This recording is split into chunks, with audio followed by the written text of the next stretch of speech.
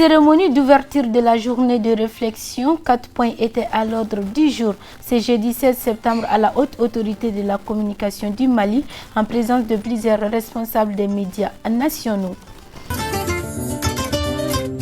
Diffusion d'un communiqué du parti URD après les 3 jours de concertation fait des polémiques. Vous aurez au cours de cette édition les explications d'Ibrahima Ndiaye, vice-président du parti. Merci à vous d'avoir choisi LTV pour vous informer, chers téléspectateurs. Bonsoir à tous et bienvenue à cette édition. Je le disais dans les titres, une journée de réflexion a été initiée ce jeudi 17 septembre par la haute autorité de la communication du Mali afin de partager les résultats de l'étude que la HAC a menée sur la couverture de la maladie à coronavirus par les médias maliens. En partenariat avec le ministère des Affaires étrangères des Pays-Bas, cette étude a été appuyée par l'Institut Panos Afrique de l'Ouest. Fodje Touré, président de la haute autorité de la communication du Mali, est au micro de Madina Traoré et Roger Kanouté. Appui aux efforts de communication des autorités nationales pour lutter contre la propagation du virus et la préservation de la santé des populations. La prise de conscience collective dans la circulation des fausses informations relatives au coronavirus, la capitalisation de la contribution des médias audiovisuels contre le Covid-19, la vulgarisation de certains principes à respecter en matière de traitement médiatique du Covid-19. Il convient alors de s'assurer que les personnes invitées aux émissions pour s'exprimer sur le Covid-19 ont l'habilitation et l'autorité scientifique nécessaires pour le faire. Par cette précaution, les journalistes préserveront tout à la fois la fiabilité de leurs sources d'information et leur propre crédibilité. Mesdames et messieurs, il est aisé d'admettre que ces impératifs sont pris en charge dans les actions de tous les jours. Il faut aussi reconnaître que les médias ne doivent jamais baisser la garde face à la complexité et à la persistance de la pandémie. En effet, les risques de dérive dans le traitement de l'information sont aussi forts aujourd'hui qu'au début de l'épreuve. En outre, le danger que présente l'amplification d'un scoop douteux est aussi grave que le danger de la prolifération de fake news.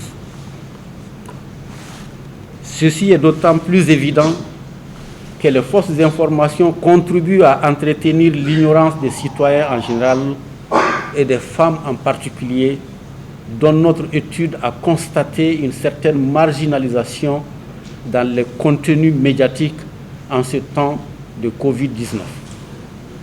Alors qu'il reste incontestable que le meilleur plaidoyer en faveur de la lutte contre le Covid-19 est de soigner davantage la couverture médiatique de la pandémie en rendant cette couverture plus professionnelle et en y incluant un focus sur la femme.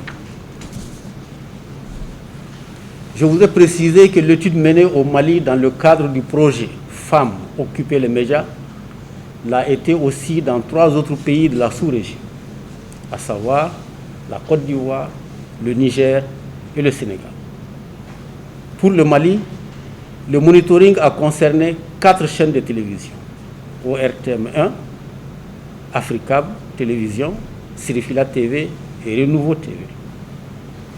Mesdames et messieurs, chers participants, c'est donc un réel plaisir pour la haute autorité de la communication d'organiser aujourd'hui une journée de restitution des résultats obtenus sur la couverture médiatique du Covid-19.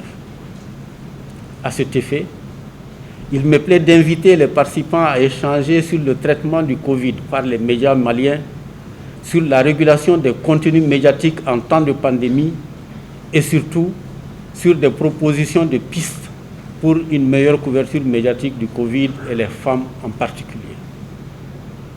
Les objectifs de la journée de restitution s'articulent autour de 4 points. sensibiliser les organisations professionnelles des médias sur les écarts qui ont pu surgir dans le relais de l'information relative au Covid-19, sensibiliser les organisations de la société civile quant à leur rôle dans la veille sur les productions médiatiques relatives à l'information sur les femmes, amener les professionnels des médias à prendre eux-mêmes des mesures correctives pour lutter aussi bien contre la désinformation que contre la surabondance de l'information dans les médias.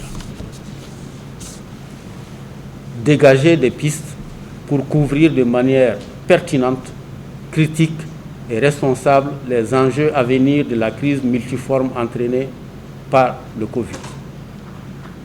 Mesdames et messieurs, chers participants, je ne doute pas un seul instant que les débats au cours de cette journée de réflexion aideront à mieux comprendre la façon dont les médias maliens ont couvert et couvrent l'actualité relative au Covid-19. Je vous demanderai avec insistance de vous pencher sur la mise en œuvre de la charte pour le respect de l'image et les droits des femmes à l'information et à l'expression dans le cadre du Covid-19 en intégrant désormais la dimension genre dans vos lignes éditoriales. À cet égard, il faut certainement rappeler que le journalisme sensible au genre constitue un critère d'équilibre, d'impartialité et de professionnalisme dans la distribution de l'information. Avant de terminer, je voudrais vous dire encore une fois combien la haute autorité de la communication est honorée par votre présence à cette journée de restitution.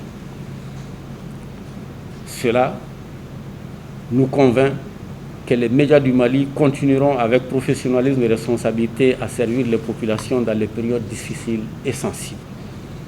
Enfin, je voudrais adresser mes vifs remerciements à l'Institut Panos de l'Afrique de l'Ouest et à son partenaire, le ministère des Affaires étrangères des Pays-Bas, pour cette initiative. Tous contre le Covid-19, vive la coopération internationale, que Dieu nous protège contre la pandémie, que Dieu bénisse le Mali. Je vous remercie de votre très aimable attention. Également annoncé dans les titres, dans un communiqué diffusé par l'Union pour la République et la démocratie URD, après avoir pris part aux concertations nationales sur la transition du 10 au 12 septembre au Centre international de conférence de Bamako, prend acte des conclusions issues des dites concertations. C'est dans ce cadre que notre équipe de reportage a approché le vice-président du parti URD pour comprendre le fond de ce communiqué, étant donné que l'URD est membre du FSD et occupe également le directoire du comité stratégique du M5 RFP. Iba Ndiaye est au micro de nos reporters. C'est vrai que cette déclaration de l'URD, ce communiqué, a été compris différemment puisque nous avons enregistré les réactions. Sans aller loin, je peux vous dire que hier, le président du parti par intérim, Salibou Sanogo, a souhaité qu'il y ait une rencontre avec le président du FST et également porte-parole du M5 aujourd'hui. Le président, c'est lui qui parle au nom du M5, Shogel Kokala Maïga, hier. Donc il y a eu déjà cet entretien pour dire que vous avez des raisons pour dire que ça a été perçu par beaucoup de gens comme si l'URD se démarquait du M5. Il n'en est rien. Il n'en est rien. Simplement, l'URD en tant que partie prenante du FSD du mouvement, lorsque des événements comme ça se passent, il y a des débats. Il y a des débats et à la suite des débats, il faut reconnaître que dans chacun des grands partis, il y a des différents points de vue qui s'expriment. Donc, à la rédaction de ce document, et c'est un certain nombre de gens ont essayé donc de faire passer en tout cas leur message. Mais sur le fond, et c'est ce qui s'est dégagé de notre rencontre avec Shogel, rien n'est mis en cause par rapport aux options du M5. Le M5 a dit quoi? Les assises n'ont pas été bien organisées. ces défauts dans l'organisation ont donné comme résultat un manque de fidélité entre ce qui s'est dit pendant les débats dans les commissions par les rapporteurs, et c'est ce décalage qui a été dénoncé et fortement par en tout cas les représentants du M5 qui étaient là-bas. Je leur donne raison et je pense que cela doit être dit et affirmé. Mais l'option fondamentale de l'URD et du M5, c'est que nous avons affaire à des jeunes qui déjà commettent un certain nombre d'impairs à notre égard et nous devons l'affirmer. Mais il est trop tôt de les laisser à eux-mêmes et d'aller donc dans un combat qui nous paraît prématuré dès lors qu'il y a des chances encore de pouvoir recadrer les choses et dans le sens de la lutte qui a été menée.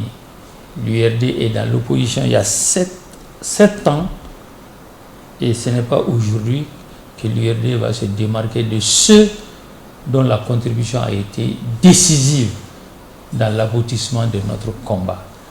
Donc de ce côté-là, il n'y a aucune confusion.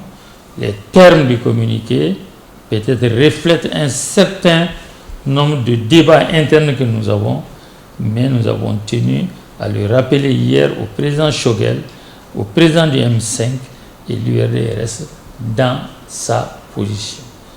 Disons la vérité aux jeunes, tentons jusqu'à l'impossible de leur donner des conseils pour que le combat qu'on a mené ne puisse pas nous mener à l'impasse. Nous avons dit, ce combat, cette pression vis-à-vis de ces jeunes-là, il faut la faire lorsqu'on n'est pas content, lorsqu'il y a des divergences, mais en même temps, ajoutons à cela la pédagogie dont on a besoin en politique, surtout lorsque nous avons affaire à des jeunes qui exercent des responsabilités aussi lourdes il n'y a pas longtemps et ils sont l'objet d'énormément de pression.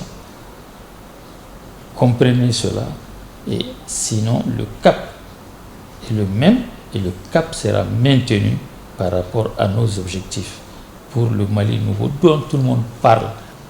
Soumaïla Cissé, nous souhaitons qu'il nous revienne dans les meilleures conditions possibles. Si un parti ou une personne souffre de ce problème, c'est sa famille d'abord et c'est son parti et les regroupements qui étaient avec lui jusqu'à son enlèvement. Je dois dire, le jour où on enlevait Soumaïla, le M5 n'existait pas.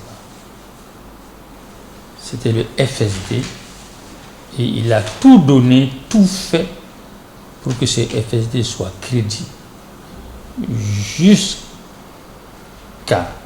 responsabiliser l'actuel président, je peux dire du FSD, Shogel Koukala Maïga. C'est lui qui a donné le temps pour que s'il n'est pas là, à chaque fois, que ce soit Shogel qui préside. L'URD tient à honorer cet engagement et c'est la raison pour laquelle Shogel parle en notre nom et cela s'est très bien passé jusqu'au moment où je vous parle. Et la suite des choses nous confirmera ce que je viens de vous dire. Et Soumaïla, il a fait le choix d'être dans l'opposition. Nous avons mené ce combat ensemble 7 ans durant. Et comme il aime à le rappeler, nous n'avons fait preuve en aucune circonstance de violence. Nous avons cherché à convaincre les gens de façon pédagogique et c'est ce qui vaut à l'URD aujourd'hui la crédibilité et le poids politique qu'il a aujourd'hui sur l'échiquier. Maintenant, nous connaissons Soumaïla mieux que la plupart des gens. Nous le fréquentons, nous travaillons avec lui jusqu'à son enlèvement et nous savons sa philosophie en la matière et c'est ce que nous cherchons à honorer. Ce qu'il faut considérer, c'est la ligne du parti. Et la réunion d'hier, je ne m'attendais pas à votre présence aujourd'hui, hier le fait d'appeler Choguel pour échanger avec lui, quand nous avons vu que cela a été lu différemment, compris différemment, c'était nécessaire pour des gens d'honneur de pouvoir appeler le président du FSD et du M5 pour échanger avec lui. Des députés peuvent avoir leur position. En dehors des députés, il y a d'autres qui ont des positions peut-être similaires qui certainement souhaiteraient qu'on soit beaucoup plus arrimé au CNSP. Et d'autres pensent autrement. Mais ce qui se dégage de la position officielle, c'est que nous sommes FSD, nous sommes M5, même si des nuances existent entre nous, ça c'est dans tous les grands partis. Nous avons ce problème. Partout, nous faisons des choix, nous tenons compte du fait que nous avons des cadres qui connaissent d'autres réalités, qui sont dans d'autres postures pour pouvoir faire des débats qui peuvent être houleux, qui peuvent être difficiles, mais qui finissent toujours par des compromis. Et c'est comme ça que nous pouvons gérer des partis politiques. Et c'est comme ça qu'on peut gérer un pays. Et voilà, tout se fait dans les débats, dans le respect des divergences, mais le résultat final, c'est cela. Et on le doit beaucoup au président Soumaïla. J'entends beaucoup de choses. Si j'ai un message à passer, soyons réellement maliens. Tout le monde le dit, hein, mais dans nos comportements, j'entends des choses. Non seulement c'est pas vrai, c'est pas juste, il faut les dire en toute indépendance, et c'est ce qui va nous faire avancer. J'ai dit aux Maliens, l'euphorie qu'on voit maintenant en faveur des jeunes militaires, ils ont été courageux, ils nous ont aidés de parachever ce que nous voulions, mais les discours qu'on entend, tous les vieux là, il faut les balayer. Tous ceux avec qui je travaille, j'ai dit, on ne construit pas un pays comme ça. Et ce n'est pas conforme à notre société. Le meilleur, c'est ce qu'il faut toujours chercher. Ça peut être des très jeunes, ça peut être des moins jeunes, ça peut être des vieux. Ibeka est devenu président, mais la majorité des jeunes ont voté pour lui. Même au deuxième tour, cherchons toujours les meilleurs. Je profite de vous pour répéter ce que j'ai dit en toutes circonstances. Si ce n'est pas Ibeka, jamais un vieux ne s'est trouvé à la tête de l'État malien depuis l'indépendance. Ayan demain, quand le message l'a passé, l'euphorie dont je parlais tout à l'heure, les militaires aussi, pour dire qu'il faut laisser les militaires, les deux exemples que j'ai donnés, ce sont les jeunes qui sont succédés à la tête de l'État malien. Modibo Keïta, à 45 ans, c'était un homme accompli. 45 ans, il est devenu président de la République. Il a conduit le Mali à l'indépendance. Modibo Keïta, à 45 ans. Moussa qui est venu l'enlever, Moussa avait 32 ans. Paix à son âme. On vient de le perdre. Il a régné 23 ans, alors qu'il a pris le pouvoir à 22 ans. Très jeune. Après Moussa qui est arrivé, c'est Atité. On est du même âge. Il avait 43 ans quand il faisait son coup d'État. Il a dirigé la transition. 14 mois après, il a donné le pouvoir aux civils. Les élections, celui qui a gagné les premières élections démocratiques, c'est qui? Alpha Maro Konaré. Il avait quel âge? 46 ans. C'est le seul qui a pu passer le témoin. Atité a fait son retour. Il avait 54 ans. On peut dire qu'il est vieux quand il venait aux affaires. Et qui est venu faire un coup d'État, c'est Aya. Il avait quel âge? 40 ans. Donc, ça là, ça ne tient pas la route. Je disais aux gens, c'est Ibeka qui est venu gâter nos affaires. Parce que nous, les vieux, on va dire, mais cette fois, maintenant, il faut qu'on voit maintenant avec les plus âgés, puisque il n'y a que les jeunes si vous voulez dire qu'on n'a rien fait depuis l'indépendance. Donc, l'âge, ce n'est pas un débat, c'est un faux débat. Ceux qui veulent le pouvoir, qu'aux Zambiennes, la valeur n'attend point le nombre des années. Et ça, que les jeunes se battent, on saura le leur reconnaître. Si vous prenez les militaires, j'ai dit dans mon interview, je répète, que la répétition est pédagogique. Si vous prenez les 60 ans d'indépendance, bon Dieu, les militaires ont géré ce pays pendant 35 ans sur les 60. Si vraiment on doit savoir quelque chose, on commence d'abord par les militaires. Sur 60 ans, les militaires ont régné pendant 35 ans. Il reste combien sur 60? 25 ans. Ça, c'est les 8 ans de Modibo Keïta, les 10 ans de Alpha Omar Konaré et les 7 ans de Ibeka. Ça fait 25. Si vous voulez calculer, le reste complément, là, c'est les transitions qui ont été dirigées par les militaires. 25 ans et 35 ans de l'autre côté, je vois les deux. J'ai commencé à un moment à parler de cette euphorie. Ce n'est pas la première fois. Quand Moussa faisait son coup d'État, tant de Modibo, tout Bamako était dans la rue pour saluer les libérateurs, entre guillemets. Tout le monde.